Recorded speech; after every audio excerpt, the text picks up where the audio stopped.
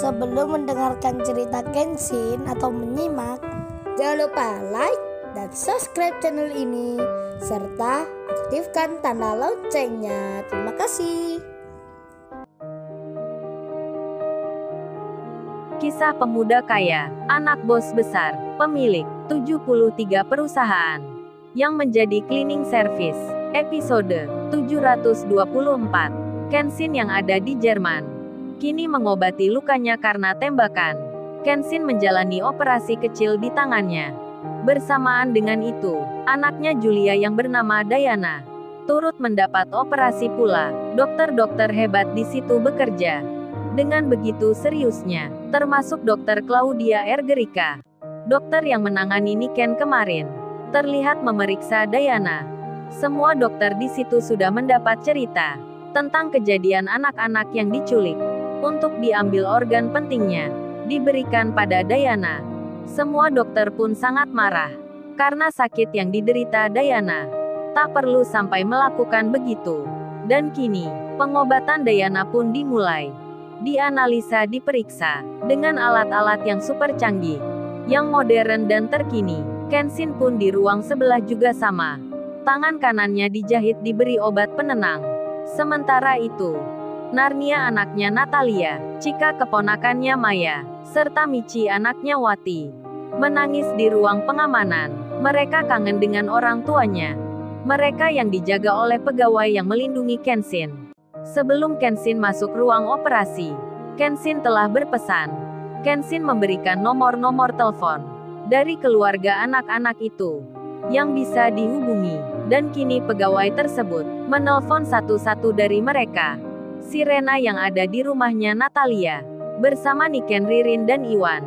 Handphonenya berdering. Rena pun mengangkatnya. Seseorang bicara dalam bahasa Inggris. Hello, good night in Germany. What is this, Miss Rena Larazati? Hello, selamat malam waktu Jerman. Apa ini Nona Rena Larazati? Saya orang yang diminta Tuan Muda untuk menghubungi Anda. Apa Anda punya Zoom? Kita akan menyambungkan secara langsung. Biar anaknya yang bernama Narnia bisa melihat Anda secara langsung. Sebab Tuan Muda berpesan, kalau anak-anak yang di sini menangis, kita diminta menghubungkan ke orang tuanya. Rena terkejut jadinya. Narnia dibilang anaknya. Rupanya Kenshin tak menjelaskan secara rinci, hanya memberikan nomor yang bisa dihubungi.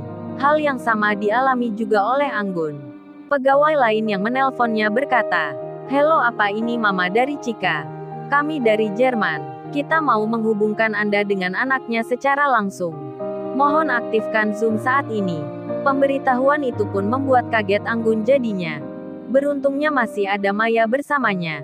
Langsung saja diberitahukan hal itu pada Maya. Maya pun meneruskan ke kakaknya. Wati temannya Ririn pun sama mendapat telepon yang serupa. Lalu Rena memberitahukan pada Natalia. Langsung saja diaktifkan apa yang diminta pegawai tadi. Tersambunglah video itu. Natalia melihat anaknya Narnia.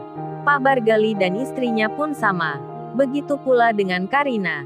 Mereka menangis bahagia sekali. Narnia pun memanggil-manggil mamanya. Begitu halnya dengan keponakannya Maya, yang tak menangis lagi melihat orang tuanya. Hingga akhirnya terungkap, melalui aplikasi Zoom itu, 3 keluarga yang kehilangan anaknya. Satu dan lainnya saling melihat. Yang paling mengejutkan adalah terlihatnya Anggun dan Maya. 2 wanita yang sama-sama pengusaha, yang punya perusahaan sendiri. Rupa-rupanya dikenal oleh Rena, dikenal oleh Pak Bargali.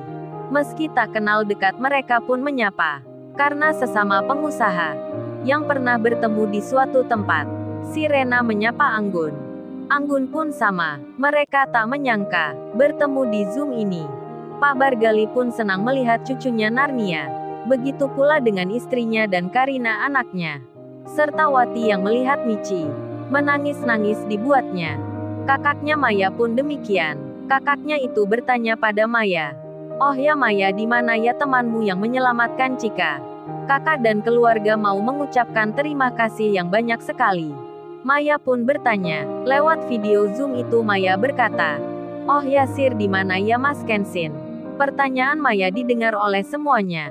Rena dan Natalia agak terkejut jadinya. Maya pengusaha wanita itu mengenal Kenshin pula. Dan pegawai yang menjaga anak-anak itu menjawabnya. Oh, saat ini Yang Master lagi menjalani operasi di tangannya. Barusan pun oleh dokter diberitahukan. Yang Master Kenshin sedang memberikan darahnya pada anak kecil yang bernama Diana, yang sedang membutuhkan tambahan darah. Rupanya Diana sewaktu operasi kehilangan banyak darahnya dan harus cepat mendapat tambahan. Beruntungnya darah Kenshin sama dengan Diana. Jadinya langsung saja Kenshin memberikannya. Padahal Kenshin juga baru operasi. Hal itu direkam oleh Dr. Ergerika, Rena, Niken, Ririn, dan Natalia. Mereka pun langsung mengerti, anak kecil yang bernama Diana itu adalah anak dari Julia, yang dibawa Kenshin pula ke Jerman. Ternyata diberi pengobatan di sana.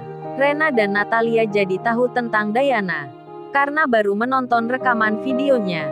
Sedang di Australia, Julia yang dipanggil Tuan Putri, Julia yang dendam dengan Kenshin, ingin mematahkan tangannya Kenshin. Kenshin yang dianggapnya kurang ajar, laki-laki yang brengsek yang perlu diberi pelajaran, yang telah menculik Diana. Julia membawa beberapa orang bodyguardnya, mengajak pengawal-pengawalnya untuk menghajar Kenshin di depan matanya.